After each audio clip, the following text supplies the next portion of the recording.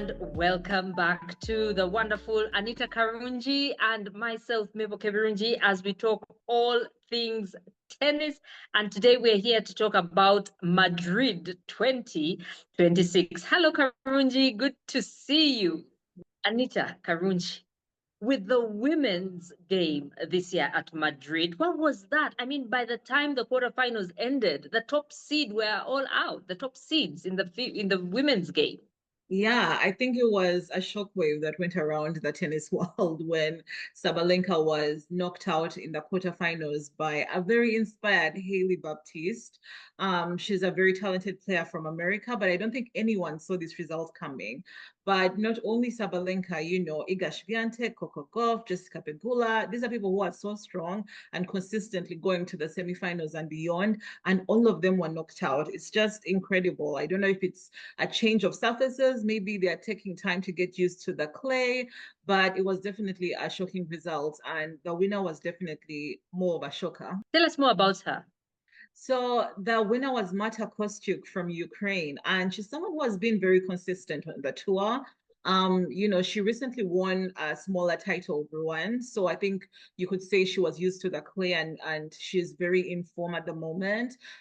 She has been consistently going deep in tournaments, but never really winning. This is her first Masters 1000, and yet she's been on tour Yeah. for about 8 years. So yeah, it's a great result for her. In the final, she beats Mira Andreeva, the teenager who just turned 19. She's someone who burst onto the scene last year and reached the top 10. She's a very talented player, but she was outplayed by Marta Kostyuk, who was super confident. And she has one of my favorite celebrations after winning. She did a backflip on the court. So it Wow. was very exciting. Anita Karungi, for the men, the first set was over in 20 minutes. My goodness. I think people were very disappointed with that. Yeah, I think when you see the number one seed and the number two seed in Madrid in a final, you expect a bit more of a Yes. competitive match.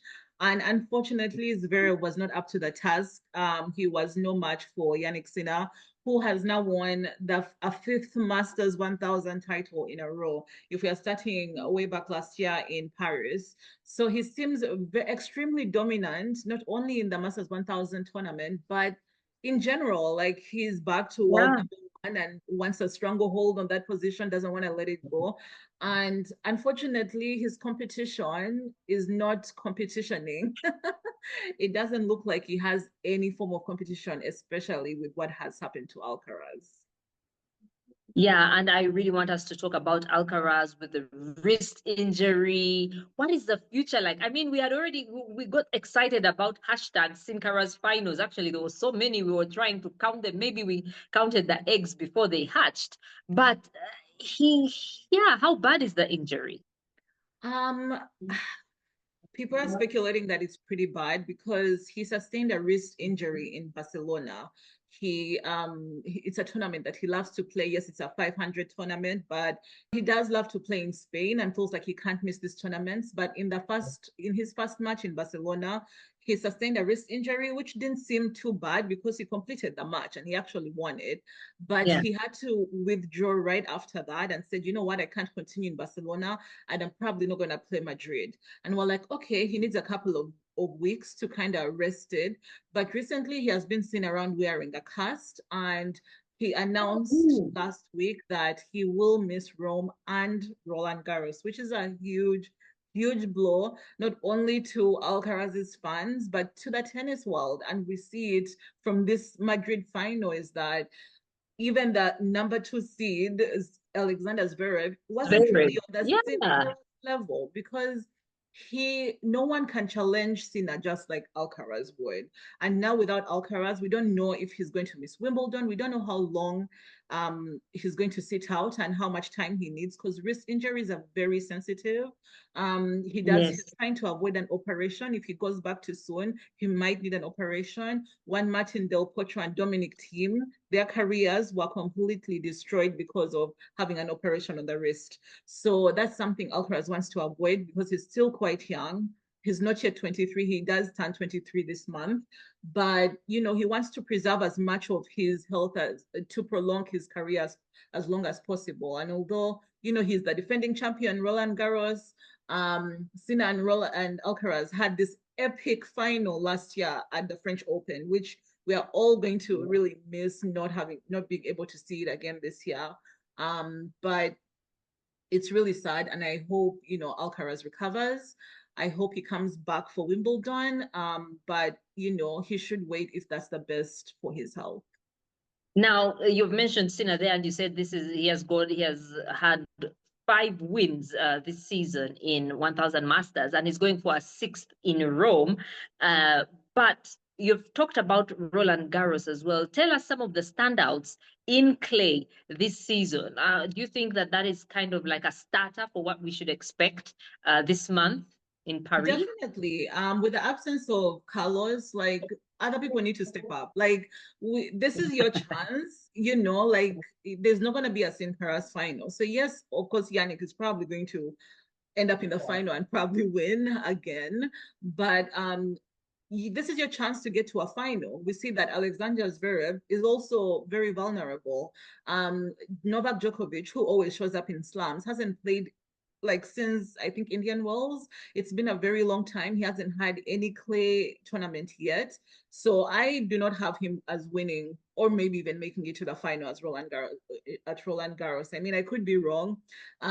He's a champion and he always proves people wrong. But this is a time for young people to show up. And a lot of young people have been standing out in this clay season. We have Arthur Fils, who came back from his own injury. He had a back injury last year, but he recently won Barcelona and he reached the semifinals of Madrid, where he lost to Sinner, who was the eventual champion. But he's looking pretty good. I think if he can sort out some of his game, in tough moments, in the important points, he kind of chokes, he, makes errors. So I think with experience, he can learn how to be like more mentally stronger on those points.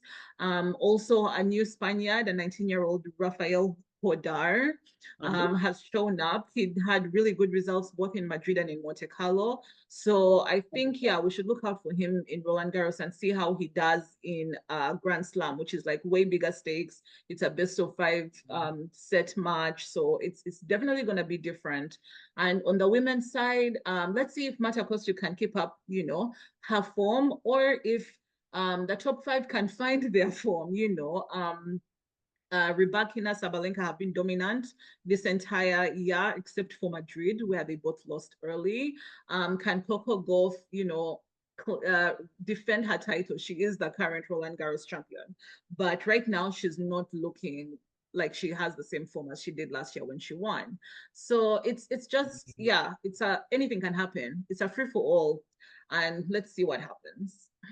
Well, I look forward to chatting with you in a few weeks' time. And like you said, I hope the others can step up and take advantage. Otherwise, this first half of the year, it seems Sinner, other than Australian Open, everything will go to Yannick Sinner. Otherwise, thank you all for watching, and we'll see you again next time. Bye-bye.